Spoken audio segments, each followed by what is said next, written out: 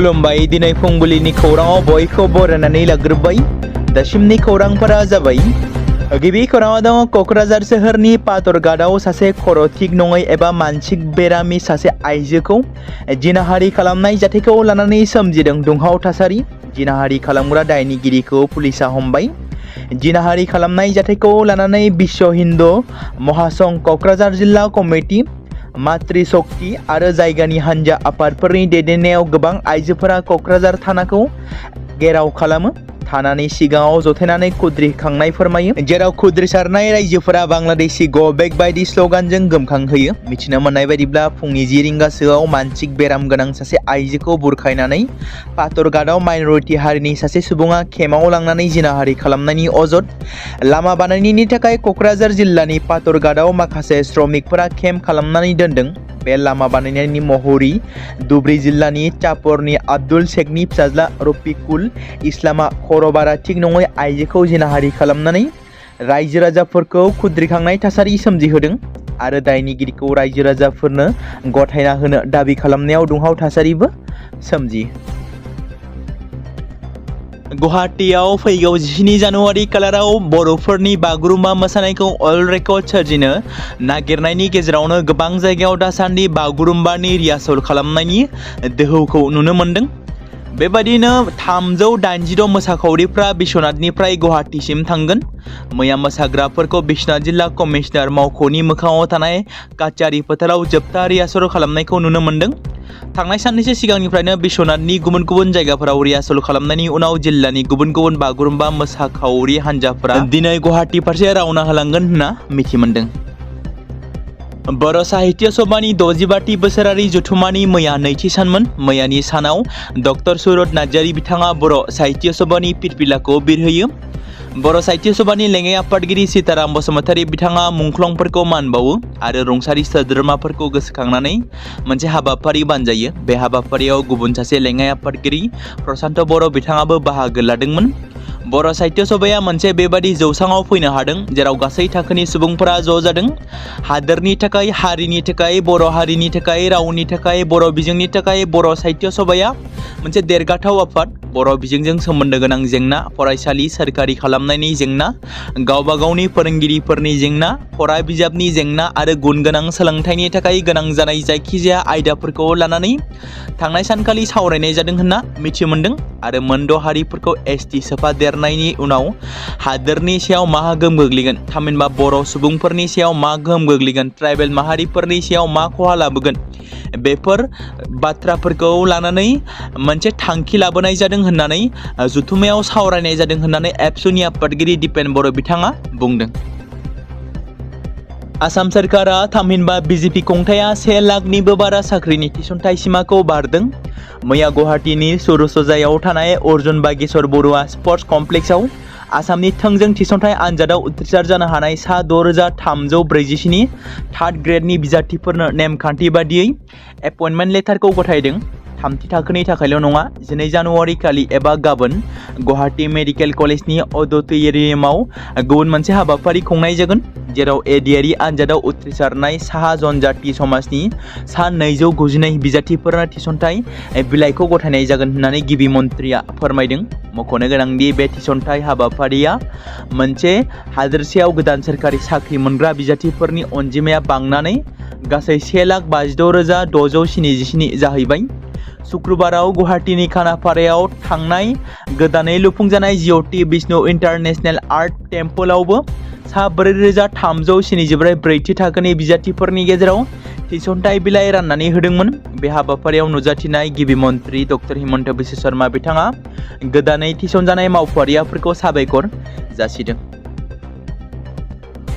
उरिसानि राउरकेला बिरखं गाथोननि साखाथियाव मोनसे गिख्रंथाव बिरखंनि जाब्रबथाय जादों जगादा ब्लकनि साखाथियाव गंसे चार्टार बिरखंआ हरखाबै जाब्रबथाय जानानै गिख्रंथाव थासारि सोमजिहोदों भुबनेश्वरसिम थांनाय बिरखंआ जाब्रबथाय जादोंमोन। खौरां मोननाय बायदिब्ला बिरखंआव 4 दावबायारि आरो 2 क्रू मेम्बार दंमोन। मख'नो गोनांदि बे जाब्रबथायनि गुबै जाहोनखौ दासिमबो मिथिनाय जायाखै। बेराफारसेथिं पाइलटजों लोगोसे बिरखंआव थानाय गासैबो दावबायारिफ्रा जोखोम जादोंमोन। बे जाथायनि उनाव उड़िसानि गिबि मन्त्रि महन महाराजखौ ससियेल मिडियायाव पस्ट होनाय नुनो मोन्दों। बिथाङा लिरदों दि राउरकेलायाव जानाय बिरखंनि जाब्रबथायनि खौरांखौ मोननानै आं दुखु मोनदों। आं जोखोम जानाय सुबुंफोरखौ थाबैनो मोजां फाहामथाय होनो बिथोन होनाय जादों होनना बिथाङा बेबायदि लिरदों। बांलादेशआव सासेनि उनाव सासे हिन्दु सुबुंफोरखौ गाग्लोबनाय जाथायफोरा सोराङाव फैदों। बांलादेशआव फिन आरोबाव गुबुन सासे हिन्दु सेंग्रानि जिउ खहा जादों। बावैसो सिगां बे जाथाया सोनामगंज जिल्लायाव जादोंमोन। थैनाय सेंग्रानि मुंखौ जय महापात्रा होननानै मिथिनो मोननाय जादों। बांलादेशनि सोनामगंजआव हिन्दु सुबुंफोरनि सायाव गाग्लोबनाय जाथायफोरा जाबोबाय थादों। मानोना माइनरिटि सुबुंफोरनि सायाव गाग्लोबनाया सिगां समनिफ्रायनो सोलिबोदों। मख'नो गोनांदि नखरनि अजद होनाय बायदिब्ला जय महापात्राखौ गिबियाव जायगानि सासे सुबुङा गाज्रियै बुदोंमोन। उनाव बिस गोनां माखासे जोखोम जादोंमोन। बिथांखौ गोब्राब हालोदाव चिलहटनि मेक उस्मानी मेडिकेल कलेज हस्पिटालनि ICUआव थिसननाय जादोंमोन, जेराव फाहामथाय होबाय थानाय समाव बिथांनि जिउआ गोमादोंमोन। बे बाथ्राखौ रिपर्टआव फोरमायदों। बे जाथायनि सायाव पुलिसआ नायबिजिरगासिनो दं होनना रिपर्टआव फोरमायदों। बिहाली जिन्जिया पुलिस थानानि पुलिसआ पुलिपकुरि ओनसोलनिफ्राय 227 ग्राम नंखाय सनाजों लोगोसे 3 आयेन बेरेखा फालांगिरिफोरखौ हमनो हादों। पुलिसआ मोनसे सिरियै खौरां मोननायनि सायाव बिथा खालामनानै मोनसे अपारेशनखौ खालामनानै बे जाफुंसारनायखौ मोननो हादों। मख'नो गोनांदि लखिमपुरनिफ्राय AS01 GH1035 नम्बरनि मोनसे हुन्डाइ क्रेटा गारिजों फैबाय थानाय 3 सुबुंफोरा बिश्वनाथआव नंखाय सना फाननो नाजादोंमोन। बे खौरांखौ मोननायनि उनाव बिहाली जिन्जिया पुलिसआ लोगो लोगो अपारेशन खालामनानै आयेन बेरेखा फालांगिरिफोरखौ हमनो हानायाव जाफुंसार जानो हादों। हमजानाय फालांगिरिफोरखौ लखिमपुरनि रौदांग बरपाटारनि बाबुल इस्लाम, बोरै साहा बागाननि बिहाली लाइननि सुधीर तान्ति आरो जरहाटनि राजाबारि टकलाइनि देबजित सागर होननानै सिनायथि मोन्दों। दासान्दि पुलिसआ 3 नंखाय सनानि फालांगिरिफोरखौ हमनानै बांसिनै मिथिबावनो थाखाय सोंनाय फिननाय खालामगासिनो दं होनना मिथिमोनदों। बे समाव नोंथांमोननि गेजेराव फिन आरोबाव फोसावनो लादों बर'नि बिर जोहोलाव रन्जन दैमारिनि बागै। जों मिथिगौ NDBनि गायसनगिरि NDBनि आफादगिरि रन्जन दैमारि बिथाङा दासिमबो जोबथेसालियावनो दं। दिनैनि समाव जों बयबो गारां दैखांनांगोन। रन्जन दैमारिनि हेंथा सोरखारनि हेंथायै गोख्रों रावजों उदां खालामनांगौनि थाखाय खौसेयै आगान सुरनांगोन। मानोना गेदेमा रन्जन दैमारि बिथाङा जोंनि गेजेराव हारिनि गेजेराव थानानै समाजनि गेजेराव थानानै खामानि मावनो खाबु मोननांगौ। बिथांबादि सुबुंखौ एबा बिथांबादि गेदेमा सुबुंफोरखौ जोंनि हारिनि गेजेराव उदां जानानै लाबोनो नाजानाया जोंनि गेजेराव थानांगोन। सोर बिथां रन्जन दैमारिखौ जोबथेसालिनिफ्राय उदां अख्राङाव फैजानो लुबैयो, कमेन्टनि गेजेरजों बुंहरनो हागोन। बे बाथ्राखौ मख'नो गोनांदि बारग' NDBफोरनि गोख्रों नाजानायाव थांनाय माखासे बोसोर सिगाङाव बिथां डिआर नाब्लानि बेल हियारिं जानानै थांदोंब्लाबो मोजां फिथाइ थायाखै, जेराव माखासे बारग' NDBफोराल' जोबथेसालिनिफ्राय उदां जानो हादोंमोन। बेनि उनाव 2025 जोबनाय समहालागै रन्जन दैमारिनि मोनसे बेल हियारिंआ जानो गोनां दंमोन, नाथाय बेबो आबुं महर मोनासै। आसा खालामो बे बोसोराव थाबैनो गेदेमा रन्जन दैमारिनि बेल हियारिंआ जागोन आरो जाहाथे जोबथेसालिनिफ्राय उदां अख्राङाव फैनो हायो, बेखौनो इसोरनियाव आर'ज खालामनाय थाबाय। बे बाथ्राखौ मख'नो गोनांदि थांनाय 2020 मायथाइनि 21 जानुवारि खालाराव बर'फोरनि 3थि गोरोबथा, जाय गोरोबथाया एबसु एक्स NDB UBPO आरो भारत सोरखार आरो आसाम सोरखार जथायै BTR गोरोबथाया जानानै थांदोंमोन। जाय गोरोबथायाव एबसुनि दैदेनगिरि UBPOनि दैदेनगिरिफोरजों लोगोसे NDBनि गायसनगिरि एबा NDBनि गाहाय रन्जन दैमारि बिथाङाबो गावनि बेसेन गोसा सागानखौ होदोंमोन। गोबां समफोरावनो बुङोदि सोंथि नुजायोदि BTRनि सागानगिरि जानानै मोनसे एकर्डनि बेसेन गोसा सागानगिरिया बोरै जोबथेसालियाव थानो मोनबाय थाखो। दिनैनि समाव मोनसेबो एकर्ड गैयादि जायफोरा सागान खालामदों बिथांमोना बेबादि जोबथेसालियाव थानांनाय। बेराफारसेथिं BTR दफानि गेजेरजों एक्स NDBफोरनि जेंना, जोबथेसालियाव थानांनाय गासैबो बारग' NDBफोरनि सोद्रोमाफोरा जोबथेसालिनिफ्राय उदां जानायनि दफा दंमोन BTR एकर्डआव। नाथाय माखासे बारग' NDBफोराल' एकर्डनि गेजेरजों प्रमद बर' दैदेननाय सोरखार खुंथायसिमाव उदां जानो हादों। बेनि अनगायै गोबां बारग' NDBफोरा दासिमबो जोबथेसालियाव दं होनना मिथि मोनदों। 2025नि BTC बिसायख'थि जोबनायनि उनावबो BTCआव हाग्रामा महिलारिया सोरखारखौ दायो। दा बे समाव गेदेमा रन्जन दैमारिखौ बिटिसिआव सोरखाराव फैनाय मानगोनां हाग्रामा महिलारिनि सोरखार खुंथाय समाव जोबथेसालियाव थानांनाय गासैबो बारग' एनडिबिफ्रा उदां जानो हागोन ना? बेयो मोनसे गेदेर सोंलु जानानै फैदों। दिनैनि समाव सोरखारनि फारसे सोर खुगा बेखेवगोन? गेदेमा रन्जन दैमारिनि उदां खालामनांगौनि थाखाय थारैनो जों गेदेमा बिथांखौ उदां खालामनो थाखाय खौसे आगान सुरनांगोन, खुंथाय सोरखारनि हेंथायै बाथ्रा बुंनांगोन, गारां दिखांनांगोन।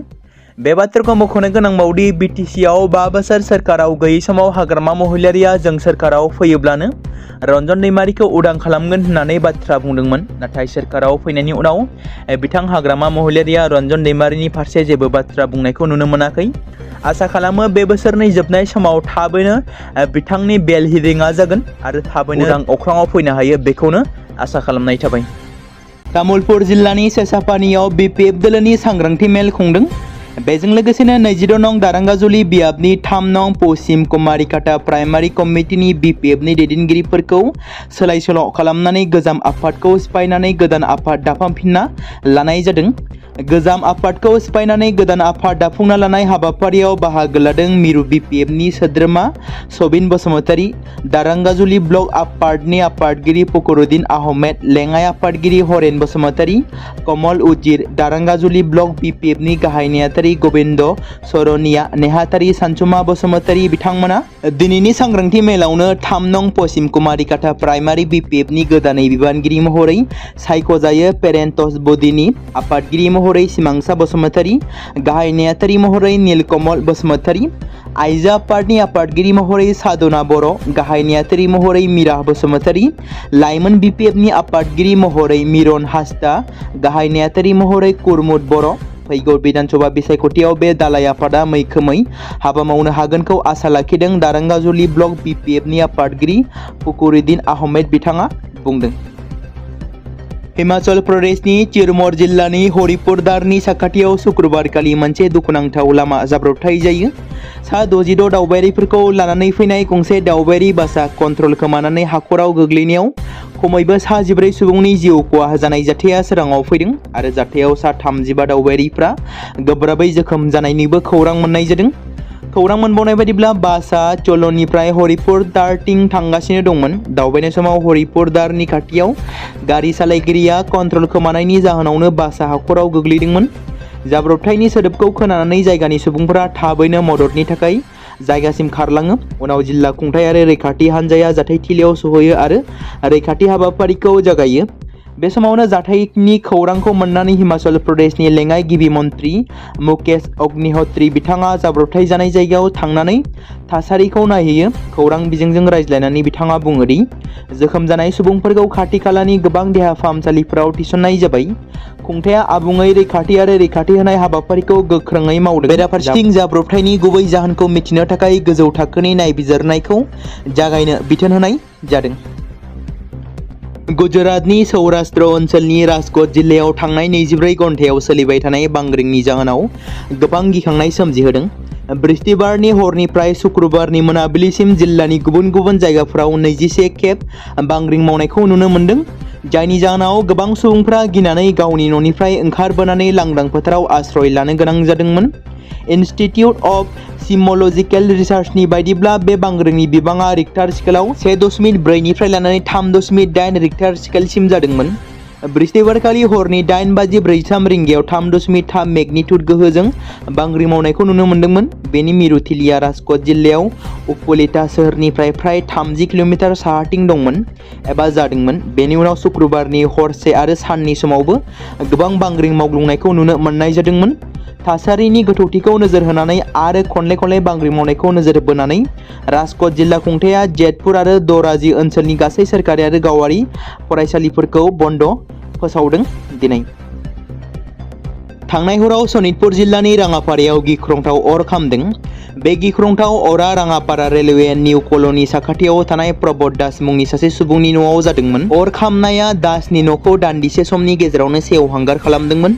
जाथायनि बागै फोरमायनाय बायदिब्ला बैसोगोरा प्रबोध दासआ गोजां बोथोरनि गुसुनिफ्राय रैखा मोननो थाखाय गावनि न'नि सिङावनो अर सावदोंमोन। जायगानि सुबुंफोरा सन्देह खालामदों दि बे अरनि जोंब्लावनायनिफ्रायनो हरखाबनो अरा गोबां गोख्रैथिजों जोंखाङो। अरा ओरैबायदि गोब्राबमोन दि न'आव जेबो रैखा खालामनो हायासै। थेवब्लाबो प्रबोध दासआ गावनि जिउखौ रैखा खालामनो हाबाय। जाथायनि खौरां मोननायनि उनाव अर खोमोरग्रा गारिया जाथायथिलियाव सहैयो। बिथांमोना दासनि न'खौ रैखा खालामनो हायाखैमोनब्लाबो अर खोमोरग्रा हान्जानि गोख्रैनो मावनाया जोंनाय अरखौ खाथि खालानि थागिरिफोरनि न'फोराव गोसारहोनो हायि बायदि खामानि मावनानै जाथायखौ फोजोबो। बे जाथाया ओनसोलाव गोबां सोमावग्लुंनाय आरो गिखांनाय थासारि सोमजिहोदों।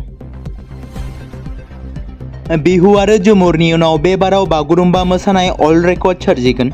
बक'चयगाव आरो पलासबारि बिधानसभा बियाबखौ लाफानानै बक'आव बागुरुम्बा मोसानाय गोख्रोङै सोलिगासिनो दं।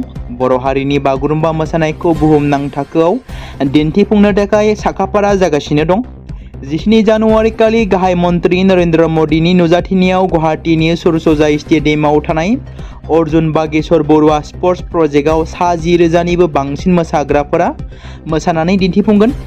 मख'नो गोनांदि खोला कामरुप बर' हारिमु आफाद आरो खोला कामरुप बर' बाथौ महासभानि दैदेननायाव कामरुप जिल्लानि गुबुन गुबुन गामिनि सिख्लाफोरा बाहागो लानानै बक' गान्धी मैदान फोथाराव प्रेक्टिस सेसन खुंनाय जादों। सा 550सो मोसाखावरि आरो सा 9 रोंगौथि गोनां फोरोंगिरिफ्रा मोसानाय रिहार्सलाव बाहागो लादों एबा फोरोंदों। महरगिरिफ्रा 12, 13, 14 आरो 15 जानुवारि खालाराव गुवाहाटीनि सुरसजाय स्टेडियामाव प्रेक्टिस सिजनाव बाहागो लागोन। खाम, सिफुं, सेरजा दामजुफोरनि खबामजों बर' हिन्जावसाफोरा 17 जानुवारि खालाराव गाहाय मन्त्रि नरेन्द्र मदिनि नुजाथिनायाव दिन्थिफुंगोन बागुरुम्बानि दोहौखौ। बलिउड सेलिब्रिटिनि ससियेल मिडियायाव नंखाय गाज्रि सावगारिया स्प्रेड जादों। मख'नो गोनांदि सासे बलिउडनि फावखुंग्रि थामहिनबा एक्ट्रेस ससियेल मिडियायाव बिथांजोनि माखासे सावगारि बानायनानै एबा AI नि मददजों माखासे नंखाय फट' एबा सावगारिखौ दुथांफोरा स्प्रेड खालामना होनाय सावगारिखौ लाना गोबां सावरायजादों। मिथिनो मोननाय बायदिब्ला बलिउडनि मुंदांखा स्टार एबा फावखुंग्रि श्रद्धा कापुरखौ लानानै समाजारि बिजोङाव गनायथावै सावगारि नंखाय मोखां बिजाबाव स्प्रेड खालामदों एबा भाइरेल खालामनानै होनायखौ नुनो मोन्दों। बे समाव मोनसे गोनां फोसावथाय बर' सावथुन नायनानै मोजां मोनग्रा गासै बर' रायजो राजाफोरनि गेजेराव लानानै फैदों। मोनसे बर'नि OTT प्लेटफर्म गोनां, जाय प्लेटफर्मनि गेजेरजों नोंथांमोना बर'नि गोदान गोजाम सावथुनफोरखौ नुनो मोनगोन। थांनाय माखासे बोसोर सिगां बर'नि गेजेराव लानानै फैनाय निउबो एप बायदिनो फिन आरोबाव लानानै फैदों बर' रायजो राजाफोरनि थाखाय। बे बाथ्राखौ मख'नाया गोनांदि 2025 मायथाइनि जानुवारि दानाव ओंखारनाय आंगो स्ट्रिम मुंनि मोनसे OTT प्लेटफर्म गोनां निउबो एपनि गेजेरजों नोंथांमोना गोबांथार बर'नि सावथुनफोर जेरै ट्रेजेडि, रमान्टिक, एक्सन आरो कमेडिजों बुंफबनाय सावथुनफोरखौ नुनो मोनगोन। जेरै सनानि नखर, थांखि गैयि समाज, अनसुला आफा, हिर', बिमा बायदि बाजै, अर, थैसाम, वान्टेड, संदान आरो रं नाम्बार बायदि सावथुनफोरा मख'जाथाव। बेफोर सावथुनफोरखौ नायनो थाखाय नोंथांमोना गिबियावनो आंगो स्ट्रिम एपखौ गाव गावनि मबाइलाव थानाय प्ले स्ट'रनिफ्राय डाउनल'ड खालामनानै लोगोसे इनस्टल खालामनानै गावनि मबाइल नाम्बारजों लग इन खालामनानै लाग्रोनांगोन। बेनि उनाव नोंथांमोना गोबांथार नुनो मोनै सावथुनफोरखौ गुगोल पे, फन पे आरो पेटिएमजों रं नाम्बार सावथुनखौ नायनो थाखाय 60 रां आरो संदान सावथुनखौ नायनो थाखाय 80 रां, वान्टेड सावथुनखौ नायनो थाखाय 60 रां, थैसाम सावथुनखौ नायनो थाखाय 60 रां बेबायदिनो गोबांथार नुनो मोनै सावथुनफोरखौ नायनो थाखाय सुबिदा खालामनानै होदों आंगो स्ट्रिम प्लेटफर्मा। फिन नोंथांमोननि गेजेराव फोरमायबावनो लादों बर' सावथुन नायनानै मोजां मोनग्रा गासै बर' रायजो राजाफोरनि गेजेराव लानानै फैदों मोनसे बर'नि OTT प्लेटफर्म गोनां, जाय प्लेटफर्मनि गेजेरजों नोंथांमोना बर'नि नुनो मोनै सावथुनफोर जेराव गोदान गोजाम सावथुनफोरखौ नुनो मोनगोन। बे बाथ्राखौ मख'नाया गोनांदि 2025 मायथाइनि जानुवारि दानाव दिहुनजानाय आंगो स्ट्रिम मुंनि मोनसे OTT प्लेटफर्म गोनां एपनि गेजेरजों नोंथांमोना गोबांथार बर'नि ट्रेजेडि, रमान्टिक, एक्सन आरो कमेडिजों बुंफबनाय सावथुनफोरखौ नुनो मोनगोन। जेरै रं नाम्बार, संदान, वान्टेड, थैसाम, अर, बिमा बायदि बाजै, हिर', अनसुला आफा, थांखि गैयि समाज, सनानि नखर बायदि बायदि सावथुनफ्रा मख'जाथाव। बेफोर सावथुनफोरखौ नायनो थाखाय नोंथांमोना गिबियावनो आंगो स्ट्रिम एपखौ गाव गावनि मबाइलाव थाखानाय प्ले स्ट'रनिफ्राय इनस्टल खालामनानै गावनि मबाइल नाम्बारजों लग इन खालामखांनायनि उनाव नोंथांमोना गोबांथार नुनो मोनै सावथुनफोरखौ गुगोल पे, फन पे आरो पेटिएमजों रं नाम्बार सावथुनखौ नायनो थाखाय 60 रां, संदान सावथुनखौ नायनो थाखाय 80 रां, वान्टेड सावथुनखौ नायनो थाखाय 60 रां, थैसाम सावथुनखौ नायनो थाखाय 60 रां बेफोरबायदिनो अर सावथुनखौ नायनो थाखाय 60 रां पे खालामनांगोन। बेबायदिनो गोबांथार नुनो मोनै बर' सावथुनफोरखौ नायनो थाखाय सुबिदा खालामनानै होदों आंगो स्ट्रिम प्लेटफर्मा।